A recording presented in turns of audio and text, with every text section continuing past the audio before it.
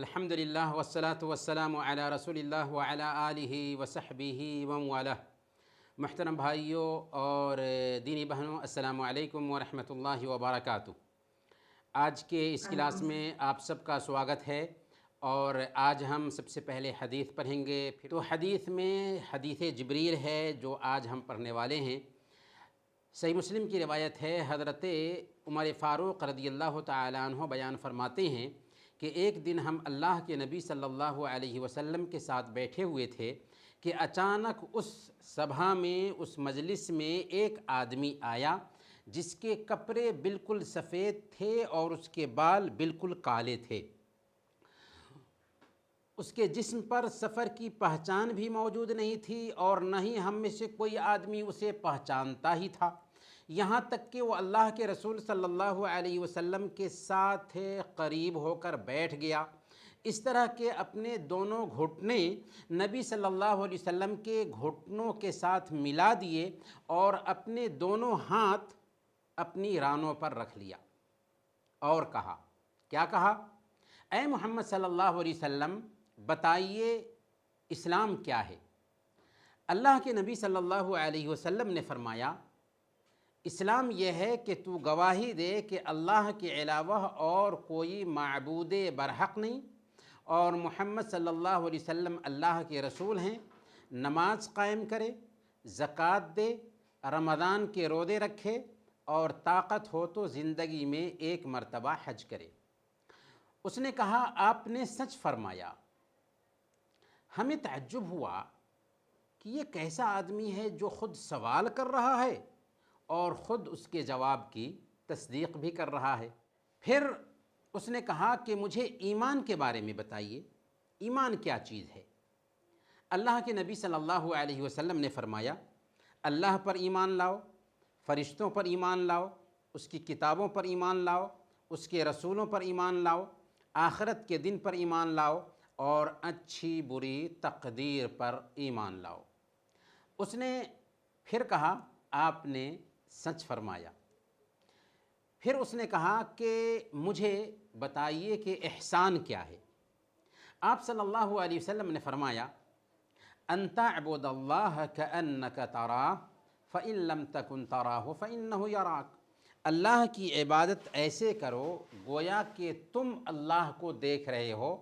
اگر یہ احساس پیدا نہیں ہوتا ہے تو دوسرے درجے میں یہ سمجھو کہ اللہ مجھے دیکھ رہا ہے۔ اس نے کہا کہ مجھے قیامت کے بارے میں بتائیے کہ قیامت کب آئے گی؟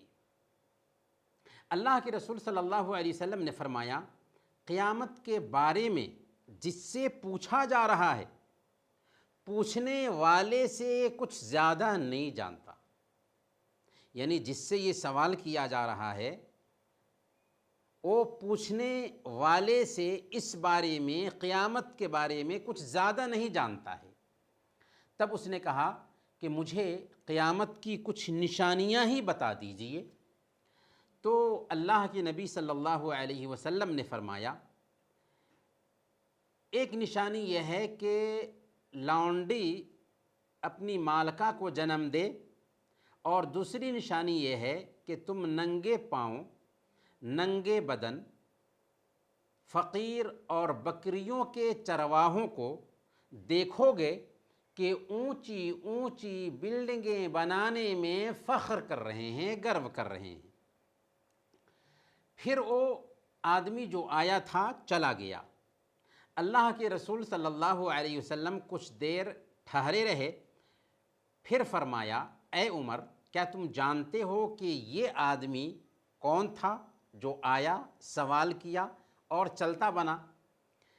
حضرت عمر رضی اللہ تعالیٰ عنہ کہتے ہیں کہ میں نے کہا کہ اللہ اور اس کے رسول ہی بہتر جانتے ہیں۔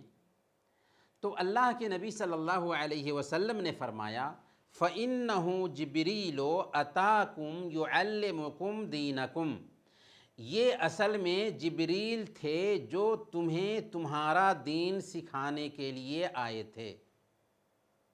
یہ صحیح مسلم کی روایت ہے، اور یہ حدیث حدیث جبریل کے نام سے بہت مشہور ہے۔ اس میں جبریل علیہ السلام اللہ کے نبی صلی اللہ علیہ وسلم کی مجلس میں سبھا میں آتے ہیں، جبکہ آپ کے بیچ بڑے بڑے صحابہ موجود تھے، اور ان کے آنے کا مقصد یہ تھا کہ تاکہ سوال اور جواب کی شکل میں صحابہ کو دین سکھایا جائے، دین سیکھنے کی ترتیب بتائی جائے، کیسے دین سیکھا جائے گا اس کا ٹیکنک بتایا جائے۔ چنانچہ اس حدیث میں حضرت جبریل علیہ السلام نے 4 سوال کیا۔ پہلا سوال تھا کہ اسلام کیا ہے، دوسرا سوال تھا کہ ایمان کیا ہے، تیسرا سوال تھا کہ احسان کیا ہے، چوتھا سوال تھا کہ قیامت کب آئے گی۔ اسی ترتیب سے اصل میں اسلام کو جاننے اور اسلام کو سیکھنے کی ضرورت ہے۔ اسلام کا مطلب کیا ہوتا ہے؟ 5 پیلرز اللہ کے نبی صلی اللہ علیہ وسلم نے اس حدیث میں بیان فرمائیں کہ کلمہ شہادت کی گواہی دینا، نماز قائم کرنا، زکوٰۃ دینا، رمضان کے روزے رکھنا، اور طاقت ہو تو زندگی میں 1 مرتبہ حج کرنا۔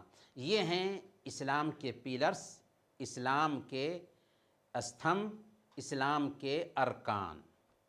تو گویا کہ اگر آپ سے پوچھا جائے گا کہ اسلام کے ارکان کیا ہیں، تو آپ کو بتانا ہے کہ اسلام کے ارکان 5 ہیں: کلمہ شہادت کی گواہی دینا، نماز قائم کرنا، زکوٰۃ دینا، روزہ رکھنا، اور طاقت ہو تو زندگی میں حج کرنا۔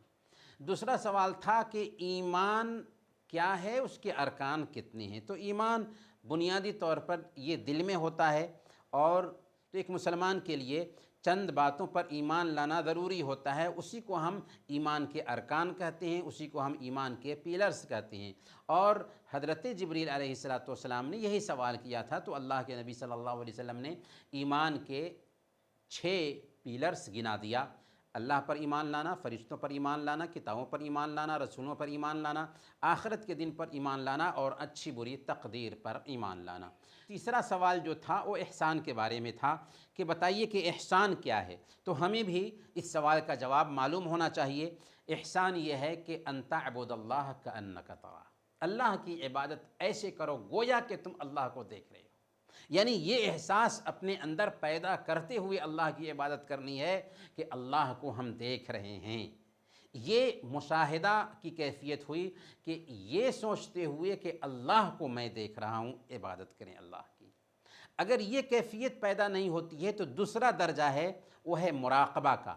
مراقبہ مطلب کہ یہ سوچنا ہے کہ مجھے اللہ دیکھ رہا ہے، اور یہ آسان ہے سوچنا، کیونکہ ظاہر سی بات ہے کہ اللہ سننے والا ہے، اللہ جاننے والا ہے، اللہ نگرانی کرنے والا ہے، اللہ ایک ایک حرکت سے آگاہ ہے۔ تو یہ احساس اپنے اندر پیدا کرنا، چاہے 70 دروازے بند ہوں، چاہے بند کمرے میں ہم بیٹھے ہوں، کہ کوئی تو ہمیں نہیں دیکھ رہا ہے لیکن ایک اللہ ہے جو ہمیں دیکھ رہا ہے، یہ کیفیت ہر وقت ایک مسلمان کے دل میں ہونی چاہیے۔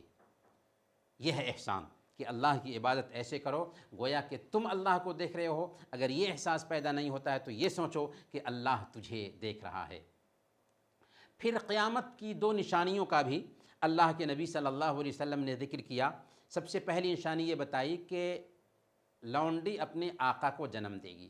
اس سے اشارہ یہ ہے کہ ماں باپ کی نافرمانی عام ہو جائے گی، ماں باپ کی نافرمانی عام ہو جائے گی، بچے ماں باپ کے آقا بن جائیں گے، بچے ماں باپ کے سردار بن جائیں گے، بچے جیسے ماں باپ کو کہیں گے ماں باپ کو ویسے ہی کرنا ہوگا۔ اور افسوس کی بات یہ ہے کہ آج کل ماں باپ کی نافرمانیاں عام ہو رہی ہیں، بچے ماں باپ کو کوئی اہمیت نہیں دیتے، حالانکہ اسلام سب سے زیادہ ہمیں اس بات پر ابھارتا ہے کہ ماں باپ کی خدمت کریں، یہاں تک کہ اگر ماں باپ غیر مسلم بھی ہیں پھر بھی ان کے ساتھ اچھا معاملہ کرنا ہے۔ اللہ نے قرآن میں کہا وَإِن جَاهَدَاكَ عَلَىٰ أَن تُشْرِكَ بِي مَا لَيْسَ لَكَ بِهِ عِلْمٌ فَلَا تُطِعْهُمَا وَصَاحِبْهُمَا فِي الدُّنْيَا مَعْرُوفًا۔ اگر تمہارے ماں باپ تم کو شرک کرنے پر مجبور کریں، اسلام چھوڑنے پر مجبور کریں، تو اس وقت ان کی بات مت مانو، لیکن دنیا میں ان کے ساتھ اچھا برتاؤ کرو۔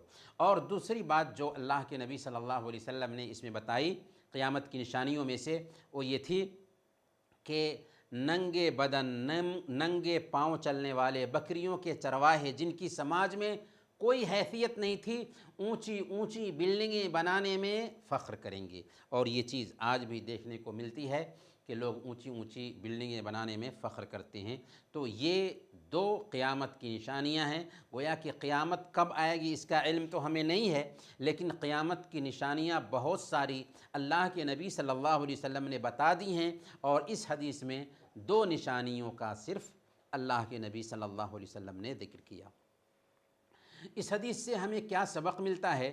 تو سب سے پہلا سبق یہ ملتا ہے کہ علم کی سبھا میں اچھی شکل میں جانا چاہیے، اور ششٹاچار کا، ادب کا خیال رکھنا چاہیے۔ جیسے جبریل آتے ہیں ایک طالب علم کی شکل میں، ایک اسٹوڈنٹ کی شکل میں، تو اس سے ادب کا خیال رکھتے ہیں۔ دوسرے نمبر پر اس سے یہ بھی سبق ملتا ہے کہ فرشتے انسانی شکل اختیار کر سکتے ہیں، ان کے لیے گنجائش ہے کہ انسانی شکل میں آئے، کیونکہ جبریل علیہ السلام صحابہ کی مجلس میں انسانی شکل میں آئے تھے اس وقت۔ تیسرا سبق یہ ملتا ہے کہ سوال اور جواب کی شکل میں دین کی تعلیم دی جا سکتی ہے۔ یہاں پر جبریل سوال کرتے ہیں، اللہ کے نبی صلی اللہ علیہ وسلم جواب دیتے ہیں، تو سوال اور جواب کی شکل میں دین کی تعلیم دینے کا بھی ایک طریقہ ہمیں اس حدیث سے سمجھ میں آتا ہے۔ اسی طریقے سے ہمیں یہ بھی سمجھ میں آتا ہے کہ جب کسی چیز کے بارے میں پوچھا جائے اور ہمیں معلومات نہ ہو تو اوٹ پٹانگ نہیں بولنا چاہیے، الٹپ بات نہیں کرنی چاہیے، بلکہ کہہ دینا چاہیے مجھے معلوم نہیں۔ جیسا کہ جبریل نے جب پوچھا کہ قیامت کب آئے گی تو ان کو اس کا علم نہیں تھا، اس لیے کہا کہ مجھے پتہ نہیں ہے۔ جس سے پوچھا جا رہا ہے، پوچھنے والے سے اس بارے میں کوئی زیادہ نہیں جانتا ہے۔ اس سے یہ بھی پتہ چلا کہ قیامت کا علم اللہ کے علاوہ کسی اور کے پاس نہیں ہے۔ تو یہ آج کی حدیث رہی۔ چلیں آج کا درس انہی چند باتوں پر ہم ختم کرتے ہیں۔ وصلی اللہ علی نبینا محمد وعلی آلہ وصحبہ اجمعین۔